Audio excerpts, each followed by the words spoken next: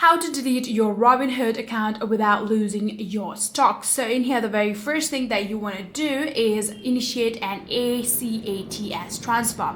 So do not sell your stock at all. And what you're going to do is open an account with a new brokerage and request a full ACATS transfer using your Robinhood account number.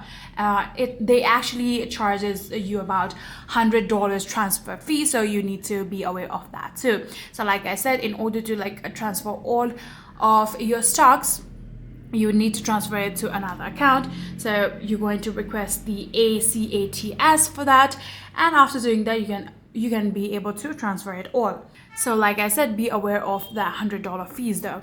After doing that, now what we're gonna do is Robinhood will automatically liquidate any of the fractional shares and sweep out the cash to your new broker later, right? So after doing that, you will be transferring everything to your new broker later, and then from there you can simply open your old account just like this. And once you get that $0 on your homepage just like this, here what are we going to do is now simply tap on the account icon right here. Then from there you can tap on menu, go to account information, then you'll be able to see deactivate account. Simply tap on that and then go along with the process of deactivating your account, and just like that you'll be able to delete your account without losing your stocks on Robinhood. If you guys do have any further queries, please let me know in the comment section down below.